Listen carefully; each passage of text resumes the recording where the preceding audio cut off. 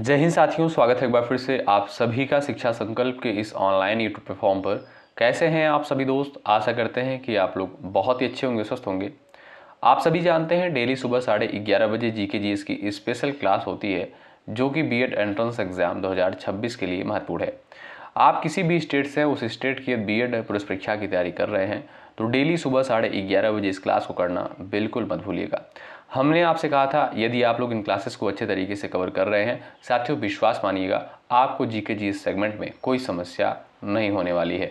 यहाँ पर selected questions को ही कंसाइज किया जाता है, तब जो है आपको प्रोवाइड किया जाता है। ठीक है, आइए शुरुआत कर लेते हैं बिना किसी देरी के। पूरे पेशेंस के साथ अंत तक आप लोग बने रहिएगा और प्रयास कर सकते हैं आंसर देने के लिए। लास्ट में अपना स्कोर आप लोग ज़रूर बताइएगा। देखिए आप लोग कितने सवालों को सही कर पाते हैं।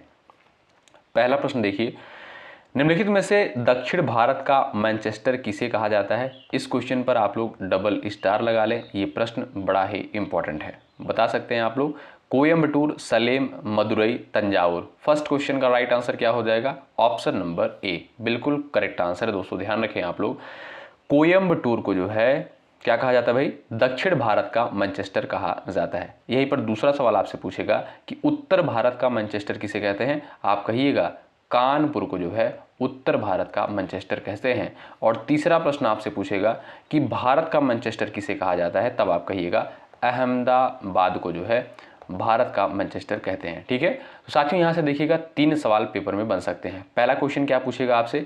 आपसे पूछेगा कि दक्षिण भारत का मैनचेस्टर किसे कहा जाता है, तब आप कहिएगा कोयम्बटूर को।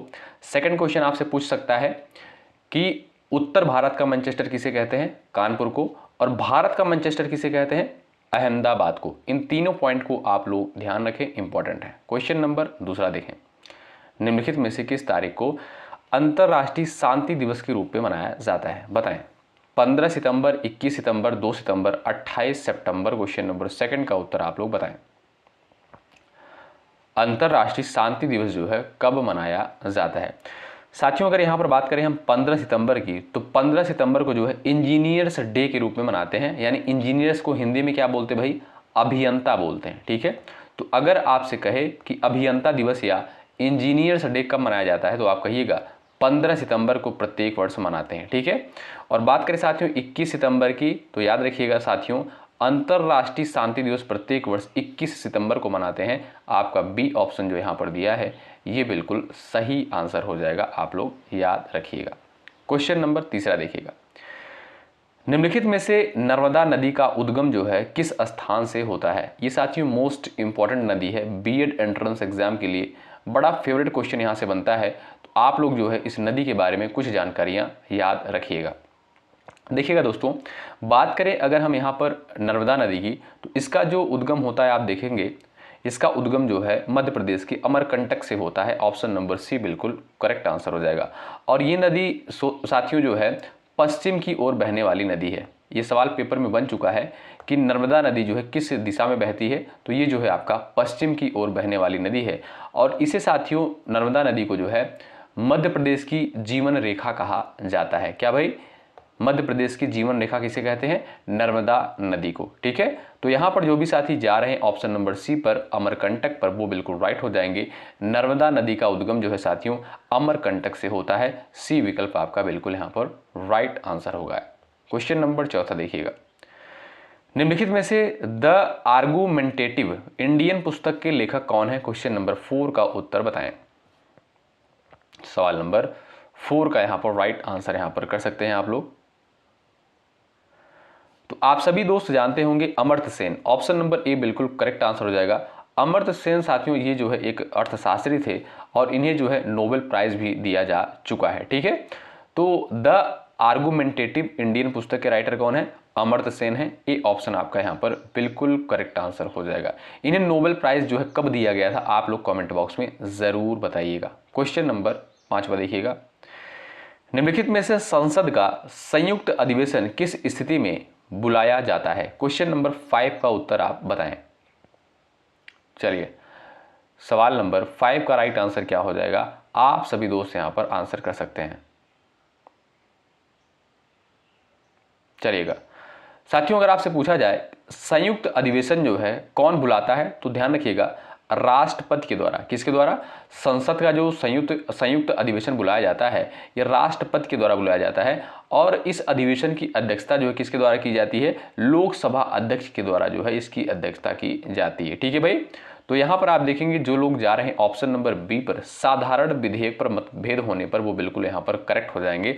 तो अगर आपसे सवाल पेपर में पूछे कि संसद का संयुक्त अधिवेशन किस स्थिति में बुलाया जाता है, तो ध्यान रखिएगा दोस्तों, साधारण विधेयक पर मतभेद होने पर। ऑप्शन नंबर बी आपका यहाँ पर बिल्कुल राइट आंसर हो जाएगा, आप लोग याद रखिएगा। ठीक है भाई, आगे बढ़ें।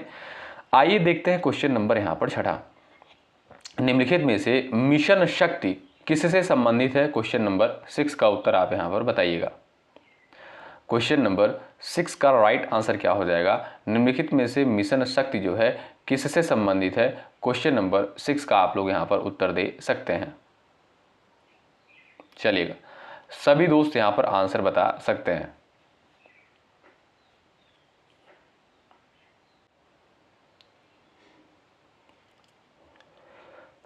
जो भी साथी यहाँ पर जा रहे हैं एंटी सैटेलाइट मिसाइल परीक्षण ऑप्शन नंबर बी पर, वो बिल्कुल यहाँ पर करेक्ट हो जाएंगे। सेकंड ऑप्शन आपका बिल्कुल सही हो जाएगा। नेक्स्ट देखिएगा, निम्नलिखित में से ट्रोपोस्फीयर की औसत ऊंचाई कितनी मानी जाती है। क्वेश्चन नंबर 7 का उत्तर बताएं। चलिएगा साथियों, ट्रोपोस्फीयर को हिंदी में क्या बोलते हैं भाई, इसे जो है क्षोभ मंडल कहा जाता है। क्या, इसे जो है क्षोभ मंडल कहा जाता है, याद रखिएगा। और ये जो है साथियों ट्रोपोस्फीयर यानी क्षोभ मंडल, ये जो है आपका देखेंगे वायुमंडल की सबसे निचली परत है। ये सवाल पेपर में पूछा जा चुका है, आपसे पूछेगा कि वायुमंडल की सबसे निचली परत का नाम बताइए, तो आप कहेंगे क्षोभ मंडल जो है वायुमंडल की सबसे निचली परत है।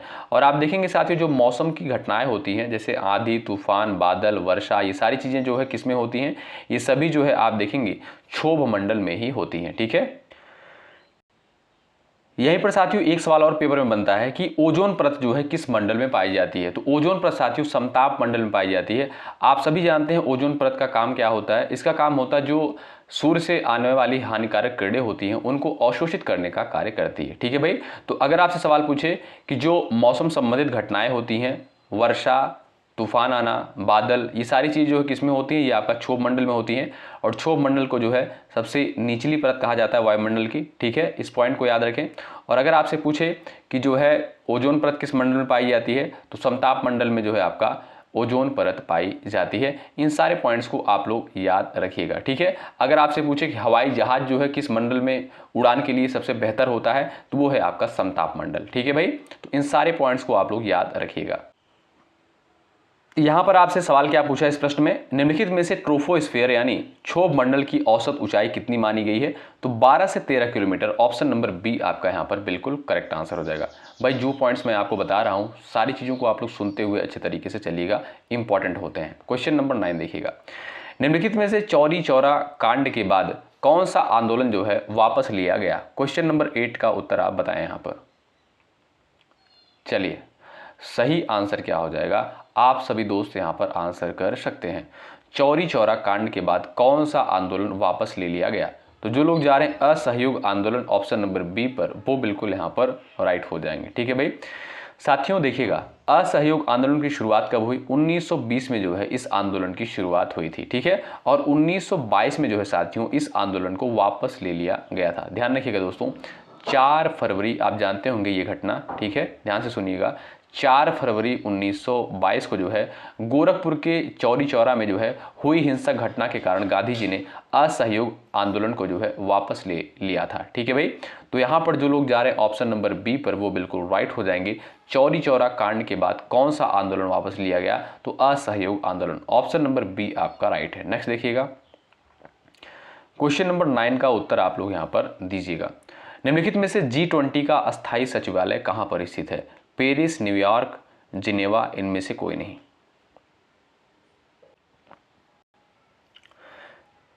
यहां पर साथियों आप देखेंगे आपका जो सी ऑप्शन दिया है वो बिल्कुल राइट आंसर हो जाएगा। G20 का साथियों कोई अस्थायी जो है सचिवालय या मुख्यालय नहीं है। ऑप्शन नंबर सी आपका बिल्कुल राइट है। नेक्स्ट देखिएगा, निम्नलिखित में से डीएनए की डबल हेलिक्स संरचना किसने बताई। क्वेश्चन नंबर 10 का आंसर करें आप लोग। सवाल नंबर 10 का करेक्ट आंसर क्या हो जाएगा, डीएनए की जो है डबल हेलिक्स संरचना किसके द्वारा बताई गई। यानी डीऑक्सीराइबोज न्यूक्लिक एसिड जो है इसका फुल फॉर्म होता है, आप जानते हैं।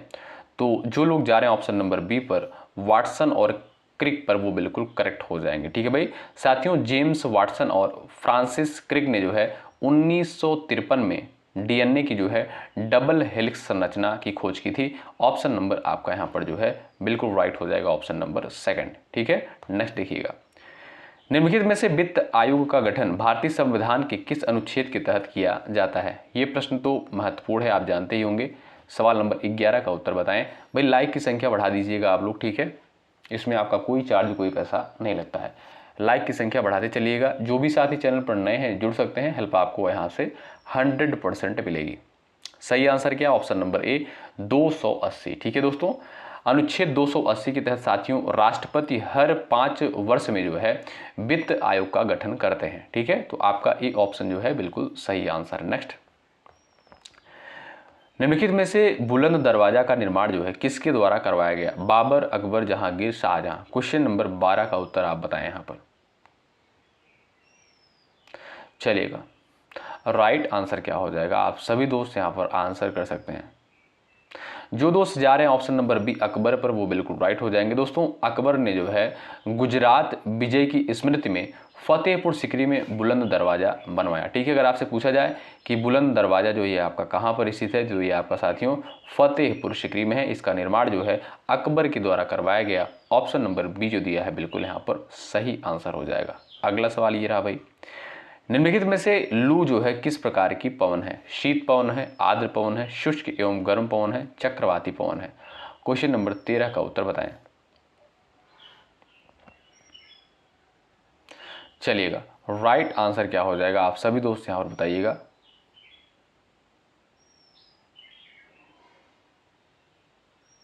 यहां पर आपका सही आंसर क्या हो जाएगा? आप लोग बताएं।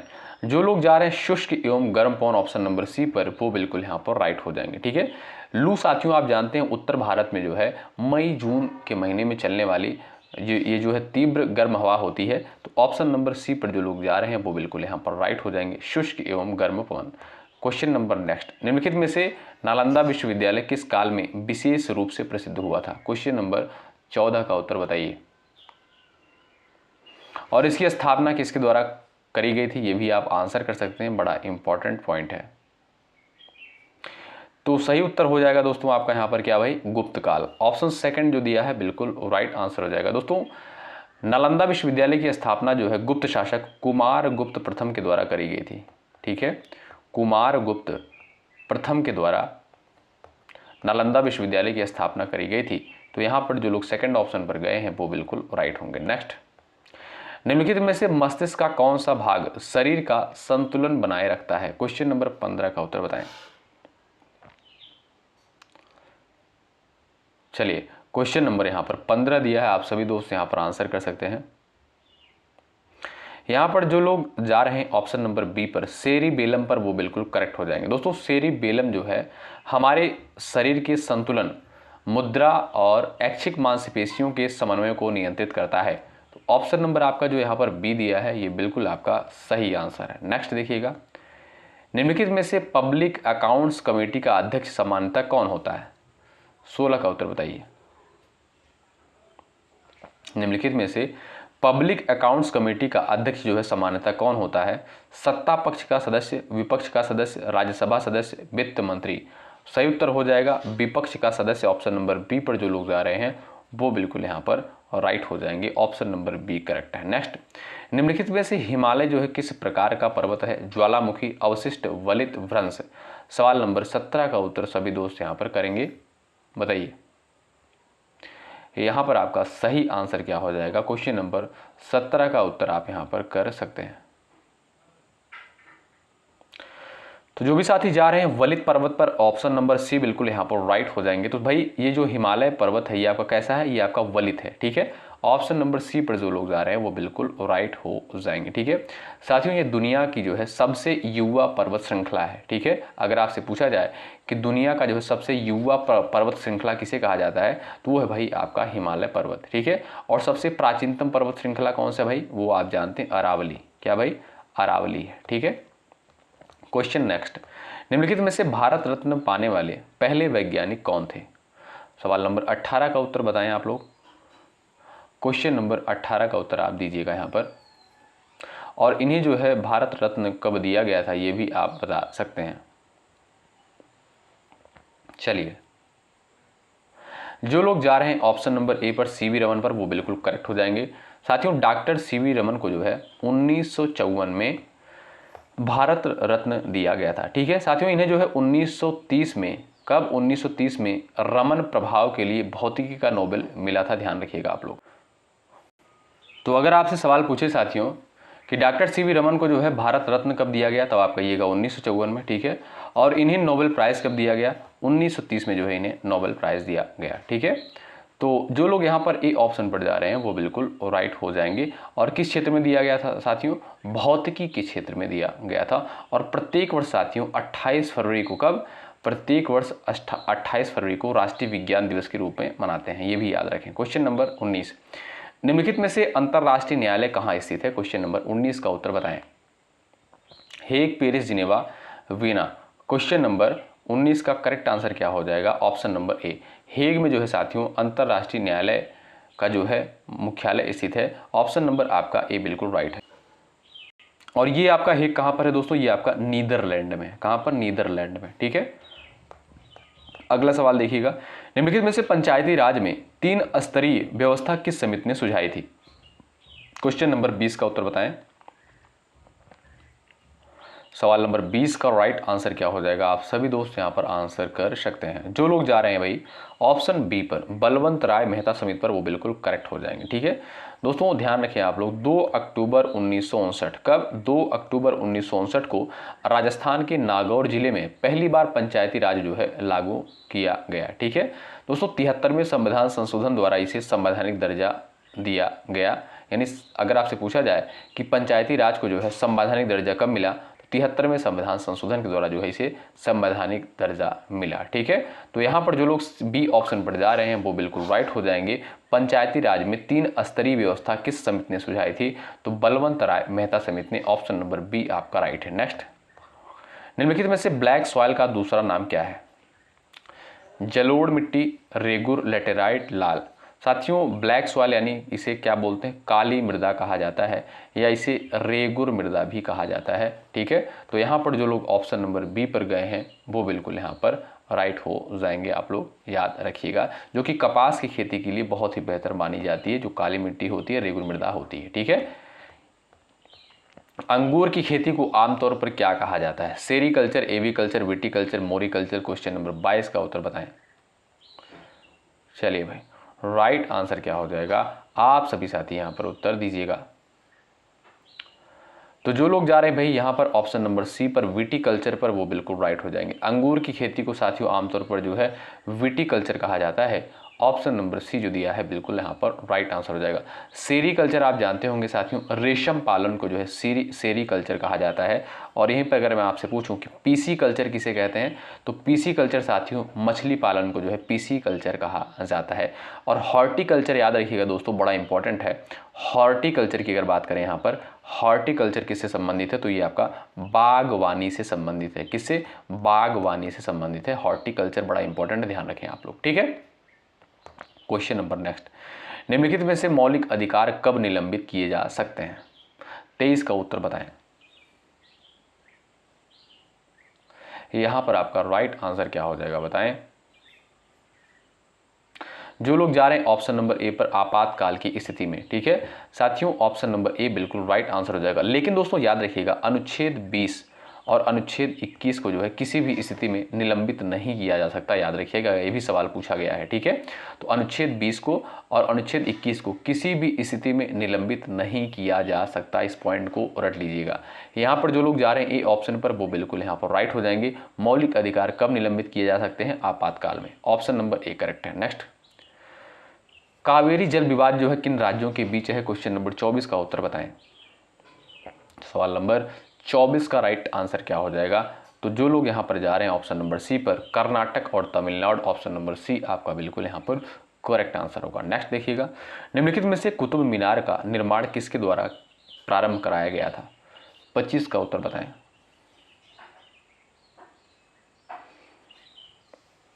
चलिएगा, राइट आंसर क्या आप बता सकते हैं? सही उत्तर हो जाएगा भाई Qutubuddin Aibak, option B correct हो जाएगा। दोस्तों कुतुब मीनार का निर्माण जो है 1193 में कुतुबुद्दीन ऐबक ने जो है शुरू करवाया था, जिसे जो है इल्तुतमिश के द्वारा पूरा करवाया गया। ठीक है, इल्तुतमिश के द्वारा जो है पूरा करवाया गया था। शुरुआत किसके द्वारा करी गई थी? कुतुबुद्दीन ऐबक के द्वारा 1193 में। ऑप्शन सेकंड आपका यहाँ पर जो दिया है बिल्कुल राइट आंसर है। नेक्स्ट, निम्नलिखित में से प्लाज्मा जो है रक्त का लगभग कितना प्रतिशत होता है? 26 का उत्तर बताएं। सही आंसर क्या हो जाएगा? क्वेश्चन नंबर 26 का आंसर बताएं। निम्नलिखित में से प्लाज्मा रक्त का लगभग कितना प्रतिशत होता है? तो 55%। ऑप्शन नंबर सी पर जो लोग यहाँ पर गए हैं बिल्कुल राइट होंगे। नेक्स्ट, निम्नलिखित में से शिवालिक हिमालय का कौन सा भाग है? बताइए। निम्नलिखित में से शिवालिक जो है हिमालय का कौन सा भाग है? आंतरिक, मध्य, बाह्य, ट्रांस? 27 का उत्तर आप यहाँ पर कर सकते हैं। चलिए, तो दोस्तों यहाँ पर आपका राइट आंसर हो जाएगा बाय। ठीक है दोस्तों, शिवालिक हिमालय की जो है सबसे दक्षिणी और सबसे बाहरी पर्वत श्रृंखला है। इसे जो है उप हिमालय भी कहा जाता है। तो ठीक है, तो शिवालिक जो है साथियों ये हिमालय का कौन सा भाग है? ये आपका सबसे बाहरी भाग है। ऑप्शन नंबर सी पर जो लोग जा रहे हैं वो बिल्कुल राइट होंगे। नेक्स्ट, निम्नलिखित में से राइट टू इन्फॉर्मेशन यानी RTI अधिनियम किस वर्ष लागू किया गया? क्वेश्चन नंबर 28 का उत्तर बताएं। क्वेश्चन नंबर 28 का राइट आंसर क्या हो जाएगा? आप लोग कर सकते हैं आंसर। निम्नलिखित में से RTI अधिनियम किस वर्ष लागू हुआ?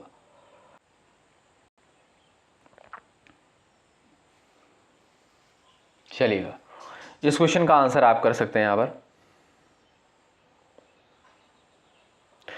जो लोग यहाँ पर जा रहे हैं भाई ऑप्शन नंबर बी पर 2005 पर, वो बिल्कुल राइट हो जाएंगे। ठीक है, तो भाई सूचना का अधिकार यानी RTI राइट टू इन्फॉर्मेशन अधिनियम जो है 12 अक्टूबर 2005 को पूरे देश में प्रभावी हुआ। ऑप्शन बी पर जो लोग गए हैं बिल्कुल राइट होंगे। नेक्स्ट, निम्नलिखित में से अकबरनामा के लेखक कौन है? 29 का उत्तर बताइए। अकबरनामा के जो है लेखक कौन है? चलिए, सही उत्तर क्या है भाई? ऑप्शन नंबर बी अबुल फजल। ऑप्शन नंबर बी पर जो लोग गए हैं बिल्कुल राइट है। नेक्स्ट, निम्नलिखित में से ओजोन परत जो है किस गैस से निर्मित होती है? 30 का उत्तर आप बता दीजिएगा। यहाँ पर आपका राइट आंसर क्या हो जाएगा? आप लोग आंसर यहाँ पर दीजिएगा। ओजोन परत की दोस्तों बात करें तो ये आप देखेंगे ऑप्शन नंबर बी करेक्ट हो जाएगा। ठीक है भाई, तो ओजोन गैस साथियों ऑक्सीजन के 3 परमाणुओं से मिलकर जो है बनती है। ठीक है, ऑप्शन सेकंड आपका राइट है। आप जानते हैं दोस्तों ओजोन परत जो है सूर्य की हानिकारक जो पराबैंगनी किरणें होती हैं उनको अवशोषित करने का कार्य करती है। ठीक है, और यह जो है ओजोन की परत वायुमंडल के समताप मंडल में पाई जाती है। वायुमंडल किस परत में? समताप मंडल में जो है पाई जाती है ओजोन की परत। ठीक, नेक्स्ट, निम्नलिखित में से संसद का अंग कौन सा इसमें से नहीं है? राष्ट्रपति, लोकसभा, राज्यसभा, प्रधानमंत्री? क्वेश्चन नंबर 31 का उत्तर बताएं। चलिए, सवाल नंबर 31 का आंसर क्या हो जाएगा? आप जानते हैं दोस्तों संसद के जो है कितने अंग हैं? 3 हैं। लोकसभा, राज्यसभा और आपका राष्ट्रपति, ये 3 अंग हैं संसद के। ठीक है, तो इसमें जो है प्रधानमंत्री नहीं है। ऑप्शन नंबर डी आपका बिल्कुल राइट आंसर हो जाएगा। सदन कितने हैं? 2 हैं, लोकसभा, राज्यसभा। अंग कितने हैं? 3 हैं, राष्ट्रपति, लोकसभा और राज्यसभा। ठीक है, क्वेश्चन नंबर नेक्स्ट, निम्नलिखित में से चिल्का झील जो है किस प्रकार की झील है? क्वेश्चन नंबर 32 का उत्तर बताएं, और ये कहां पर स्थित है? यहां पर जो लोग जा रहे खारे पानी की झील ऑप्शन नंबर बी पर, वो बिल्कुल राइट हो जाएंगे। और ये आपका साथियों उड़ीसा राज्य में स्थित है। कहां पर? उड़ीसा में स्थित है जो आपकी चिल्का झील है। नेक्स्ट, निम्नलिखित में से गदर पार्टी की स्थापना कहां हुई थी? बताइए, गदर पार्टी की स्थापना जो है कहां पर हुई थी? क्वेश्चन नंबर 33 का उत्तर बताएं। सही उत्तर हो जाएगा आपका San Francisco. Option number C पर जो लोग जा रहे हैं वो बिल्कुल राइट होंगे। नेक्स्ट, निम्नलिखित में से लार यानी, यहां पर आपका दिया है लार यानी साथियों इसे अंग्रेजी में क्या बोलते हैं?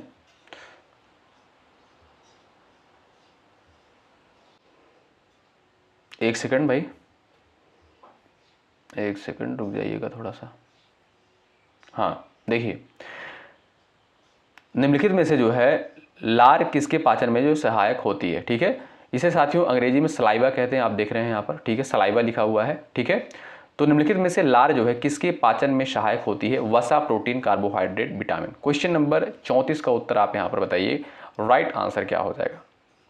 जो लोग यहाँ पर जा रहे हैं कार्बोहाइड्रेट ऑप्शन नंबर सी पर, वो बिल्कुल राइट हो जाएंगे। दोस्तों लार में जो है टाइलिन, क्या भाई? लार में जो है टाइलिन नामक एंजाइम होता है जो स्टार्च यानी जटिल कार्बोहाइड्रेट को, यानी जो जटिल कार्बोहाइड्रेट होता है उसको जो है मल्टोज में जो है तोड़ देता है। ठीक है, तो यहाँ आपका सी ऑप्शन बिल्कुल राइट आंसर हो जाएगा। अगर आपसे पूछा जाए कि पाचन की क्रिया जो है कहाँ से शुरू हो जाती, कहाँ से प्रारंभ हो जाती है, तो मुख यानी माउथ से। ठीक है, अगला सवाल देखें, क्वेश्चन नंबर नेक्स्ट। निम्नलिखित में से संविधान संशोधन किस अनुच्छेद में वर्णित है और संविधान संशोधन की प्रक्रिया किस देश के संविधान से ली गई है, आप बताएं। चलिए लाइक की संख्या बढ़ाते चलिएगा। जो लोग चैनल पर नए हैं सब्सक्राइब कर लीजिएगा, हेल्प आपको श्योर यहाँ से मिलेगी। संविधान संशोधन की बात करें साथियों, इसका उल्लेख आप देखेंगे भारतीय संविधान के अनुच्छेद 368 में किया गया है और संविधान संशोधन की प्रक्रिया जो है दक्षिण अफ्रीका के संविधान से ली गई। कहाँ से? दक्षिण अफ्रीका के संविधान से लिया गया है। ऑप्शन नंबर सी बिल्कुल यहाँ पर राइट आंसर है। नेक्स्ट देखें, अरावली पर्वत जो है किस प्रकार की पर्वत है? नवीन, प्राचीन, अवशिष्ट, ज्वालामुखी, भ्रंश। 36 का उत्तर बताएं।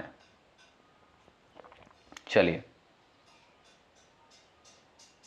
यहां पर जो लोग जा रहे हैं ऑप्शन नंबर बी पर, प्राचीन अवशिष्ट, ऑप्शन नंबर बी करेक्ट हो जाएगा।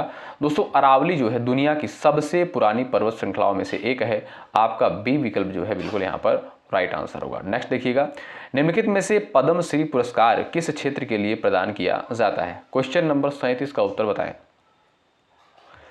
पद्म श्री पुरस्कार जो है किस क्षेत्र के लिए प्रदान किया जाता है?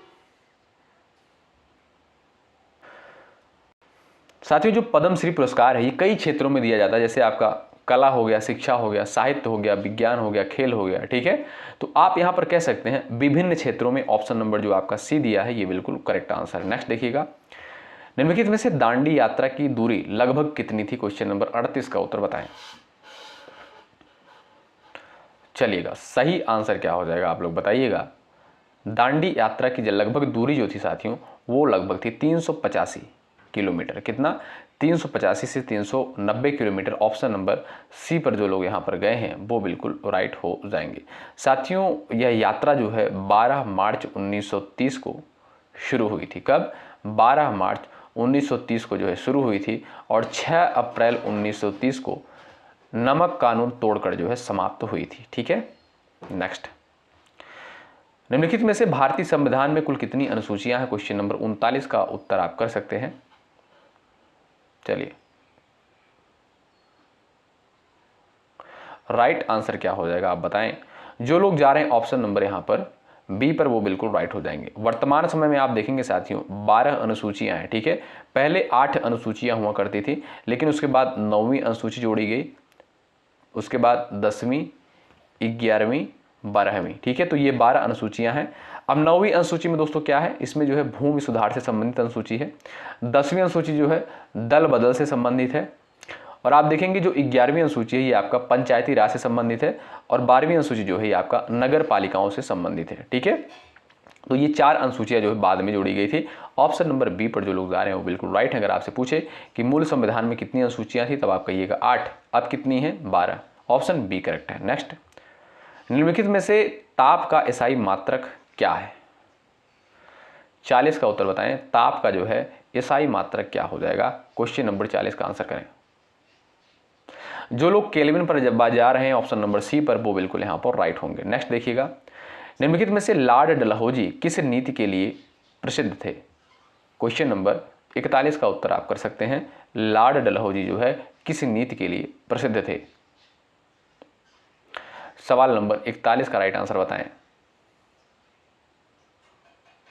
चलिए भाई, जो लोग जा रहे हैं ऑप्शन नंबर बी पर वो बिल्कुल राइट हो जाएंगे, विलय नीति। ठीक है, ऑप्शन नंबर बी आपका यहां पर बिल्कुल राइट आंसर है। नेक्स्ट, निम्नलिखित में से बायोस्फीयर रिजर्व का मुख्य उद्देश्य क्या है?